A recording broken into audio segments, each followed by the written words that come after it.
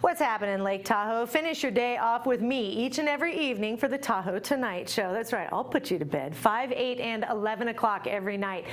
I might put you to bed, but our guests won't, especially this week's show. Talking to us right there, like petting or the maybe field. braiding it. Yeah, braiding it. That'd be cool. Hey, South Tahoe Public Utilities District. Let's talk about your environment. They just joined Facebook. Check us out. Woo, 2019. Yeah. All right. Tell us about the environment. So last night, California Tahoe Conservancy hosted a meeting in our boardroom talking all about how the Tahoe region is going to be impacted by a changing climate. Oh, absolutely. In the next 10, 20, 30 years. It's impacted now. Absolutely. Yeah. We're already starting to see some of these changes. And so South Tahoe PUD gave a short update on some of the things we're doing to address this changing climate so that you always have safe, clean drinking water and reliable sewer, right? So I thought I'd give you a little heads up on that. Yeah. What are we doing? What are we doing? What can we do? So something that we're already starting to see, and we're going to continue to see more of, is these rain on snow events, right? This more flashier system. And so we saw it this last winter for sure. During a rain on snow event, you see flooding in these low-lying areas. Yeah, definitely, for sure. Our sewer system is gravity fed. That means most of our sewer pipes are heading down towards the creeks, streams, meadows, and from Water there runs downhill. See, I knew you knew what was going on, Coop. And so from there, we pump up the water, and then it gravity feeds to our sewer plant. And so the challenge is we have this older system, and if there's holes or cracks or issues in our sewer pipes, nothing gets out because it's not pressurized. The pressure's from the outside, so groundwater and storm water is getting in. So remember that our huge winter, what was it, 2017? We saw 10 times the normal flow in our sewer system than average. Because that had a lot of rain associated with it. Exactly. It was a warmer winter. Rain on snow event flooded the meadows and just a ton of water coming in. So one of the things we're doing, every drop of water that comes to our wastewater treatment plant, we got to clean up and pump up and over the hill to Alpine County. So it's big energy costs.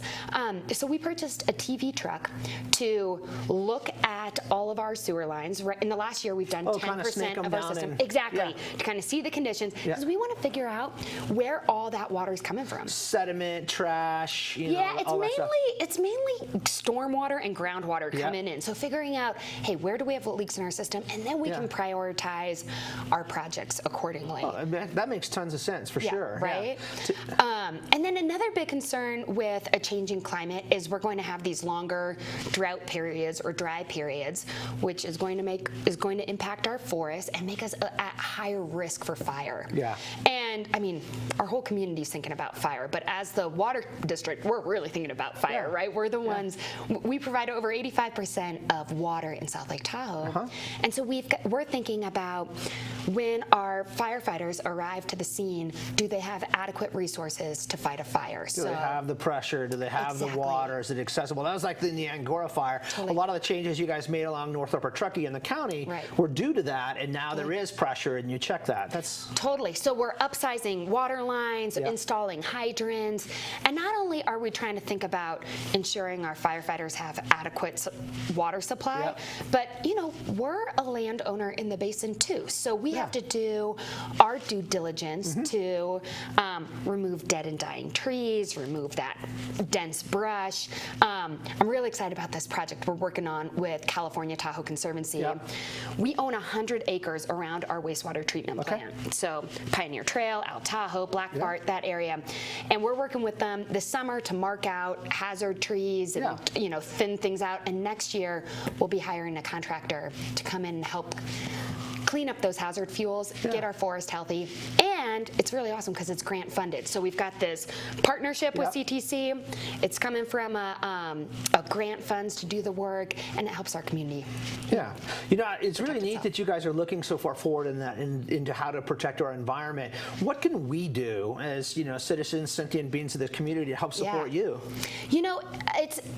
It's kind of a I feel like as a resident, I'm a homeowner here too, right?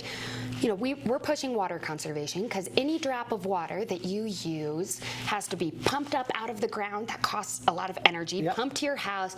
And any drop of water that goes down the drain, again, has to be pumped back to the wastewater treatment plant, treated, and up over the hill. So people think of water conservation as conserving water, but really a huge part of that is conserving energy, right? So from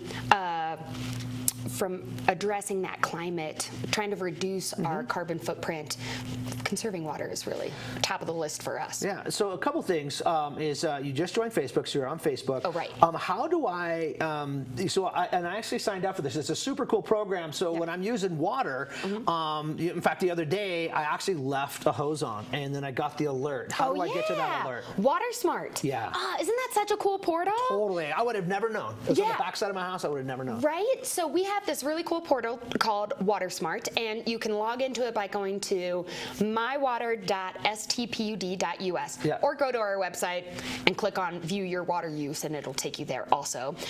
You need your account number, and then from there, it's so cool. You can see how much water you've used today, yesterday, last week, last year. And if we have your email address, you can either log on, or if we have your email address on file, we'll alert you if we see a leak, right? You left your hose on, you forgot about it.